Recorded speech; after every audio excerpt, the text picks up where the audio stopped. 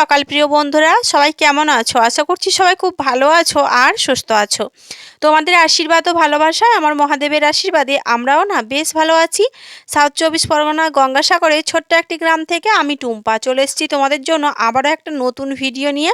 আমার ব্যস্ততম সকালে আবার একটা নতুন ভিডিওতে তোমাদের সবাইকে অনেক অনেক শুভেচ্ছা ও ভালোবাসা। আজকে দিনটা হলো বৃহস্পতিবার আর ঘড়ির কাঁটায় এখন ঠিক সকাল 6টা। বৃহস্পতিবার মানে বাড়ির গৃহবধূদের কিন্তু অনেক ধরনের কাজকর্ম থাকে, মানে এক্সট্রা কাজ অনেকটাই বেড়ে যায়। তো এই বৃহস্পতিবারে আমি কিন্তু পুজো টুজো কিছু করতে পারবো না, তো সেই জন্যে ঠিক নয়। তবে গতকাল রাতে না অনেকটা লেট করে ঘুমিয়েছিলাম, ওই ঘুমাতে ঘুমাতে 12:30 একটা মতো বেজে গিয়েছিল।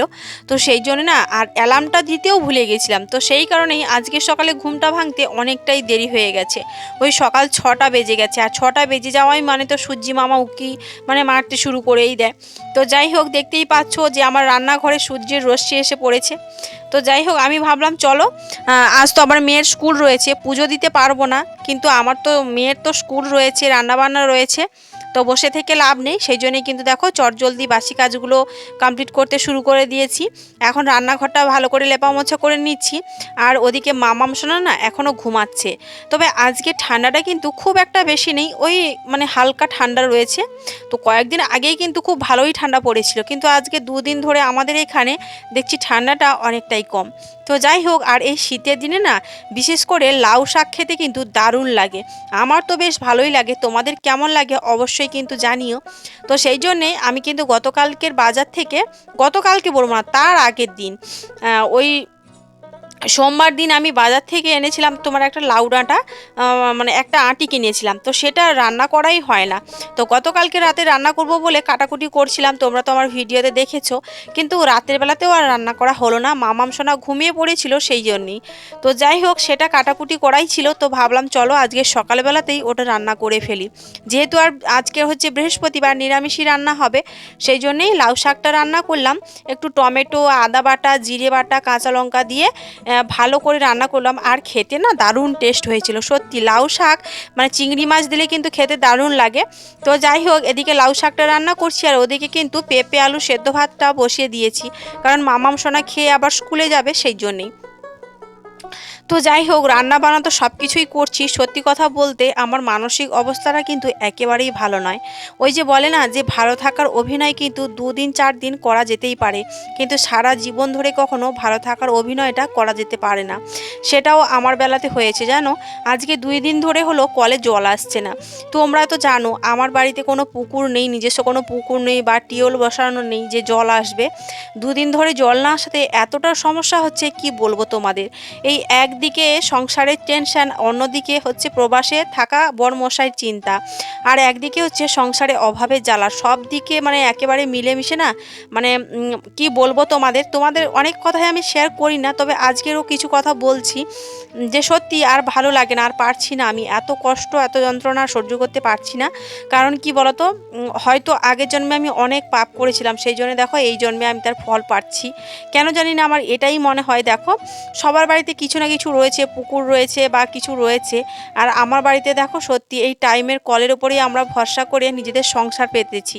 আসলে কি বলতো, সত্যি আমার কপালে লিখনটা না এরকমই হয়তো লেখা ছিল, এখন ভাবি আমি সেটা। মানে একদিকে বড়মশাই প্রবাসে রয়েছে, সেই চিন্তা দিনরাত মানে মনের মধ্যে কুড়ে কুড়ে খাচ্ছে, তার উপরে হচ্ছে এই যে কলে জল না আসলে না আমি আরও টেনশানে পড়ে যাই যে কিভাবে সংসারে কাজবাজগুলো গোছাবো। আসলে কি বলতো, সময়ের সাথে সাথে যুদ্ধ করে তো আমাদের প্রত্যেকটা হাউসওয়াইফদের সংসারের সমস্ত কাজগুলো গুছিয়ে করতে হয়। সেই জন্যে জল যদি না আসে, আর বিশেষ করে দেখবে বাড়ির হাউসওয়াইফদের কিন্তু কলপাড়েই যত কাজ থাকে সারাক্ষণ ধোয়া মোছা করতেই হয়, আর সেই জন্য জল না থাকলে না ভীষণ সমস্যায় পড়তে হয় গো। শুধু এই বছর বলে এই বছর নয়, আমরা যে আজকে 2 বছর এখানে বাড়ি, প্রায় 2 বছর হতে চললো আমরা যে বাড়ি করেছি, আমাদের কিন্তু এই 2 বছরই এইভাবে আমাদের ফেস করতে হচ্ছে এই জলের সমস্যাটা। ভীষণ কষ্ট হয় জল না থাকলে, কি বলবো তোমাদের, গতকালকে আমি স্নান করতে পারিনি জল আসেনি বলে। তো মেয়েকে তাড়াহুড়ো করে স্কুলে দিয়ে এসেছি, গেছিলাম। তারপরে আবার টিউবওয়েল থেকে যে জল নিয়ে এসে স্নান করবো সেটারও সময় পেলাম না। ওই বাসি কাপড়টা চেঞ্জ করেছিলাম, তারপরে কিন্তু যেহেতু পুজো দিতে পারবো না সেই ঝামেলাটা ছিল না, তো বাসি কাপড় চেঞ্জ করে হাতে মুখে সাবান মেখে তারপরে মেয়েকে স্কুলে দিতে গেছিলাম। আজকেরও সকালবেলাতে আমি আমাদের এখানে একটা টিউবওয়েল রয়েছে অনেকটা দূরে, ওখান থেকে 1 কলসি বালতি জল এনে তবেই স্নান করেছি সকালবেলাতে। কারণ এভাবে মানে স্নান না করেও তো থাকা যায় না, তাই না? মানে আমরা ইন্ডিয়াতে বাস করেছি, মানে পশ্চিমবাংলাতে বাস করেও আমার অবস্থা ঠিক কাদের মতো হয়েছে বলো তো? ওই যে মরুভূমিতে যারা থাকে বা বিহারি এরকম মানুষদের মতো আমার অবস্থা হয়েছে। কারণ মরুভূমিতে তো জলই থাকে না, বালি আর বালি। আর তারপরে রাজস্থান তো মানে মরুভূমি এলাকা, তার উপরে হচ্ছে বিহারিদের মতো অবস্থা হয়েছে। বিহারিরা ওই যে বেশ মানে কয়েকদিন ধরে স্নান করে না, আমার অবস্থাটা ঠিক তেমনই হয়েছে। তো আমি তো স্নান না করলে মরেই যাব, তবুও একদিন না স্নান করেই কাটিয়ে দিলাম, এরকম একটা মানে অবস্থা হয়েছে আর কি। এই সমস্ত চিন্তা ভাবনা করতে করতে না আর ভালোই লাগে না, জানো তো? একদিকে সংসারের টেনশন, অন্যদিকে বরের টেনশন, আর একদিকে এই যে জল না থাকলে তার টেনশন, সব দিকে মিলেমিশে আমি পুরো শেষ হয়ে যাচ্ছি। জানি না কতদিনে ভগবান আমার দিকে মুখ তুলে তাকাবে, আমাকে একটু আশীর্বাদ করবে। জানি না আমি সেটা কতদিন ধরে আমাকে এই জলের মানে যন্ত্রণাটা মানে কষ্টটা সহ্য করতে হবে আমি জানি না।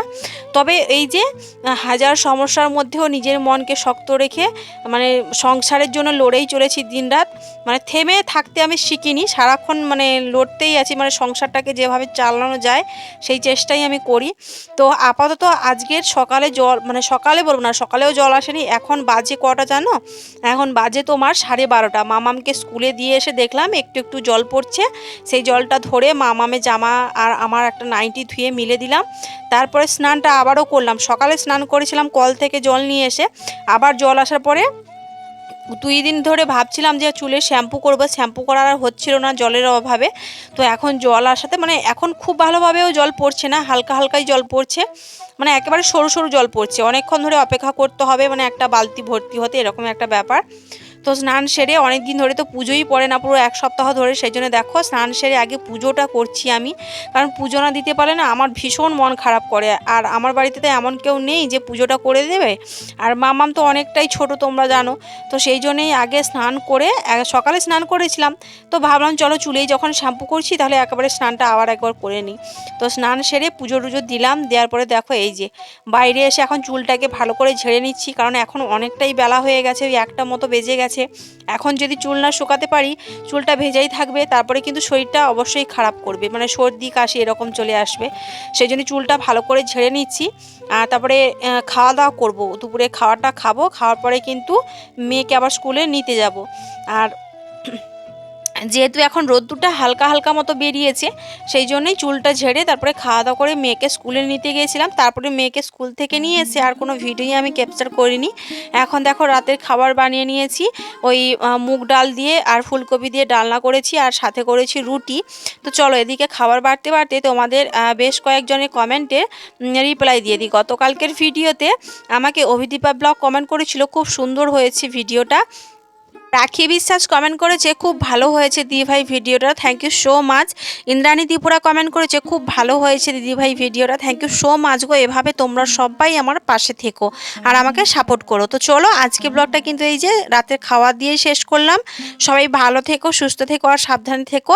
আর আজকে ভিডিওটা ভালো লাগলে অবশ্যই একটা লাইক কমেন্ট ও শেয়ার করে দিও, আর চ্যানেলটা সাবস্ক্রাইব করে পাশে থাকা বেল বাটনটা প্রেস করে দিও।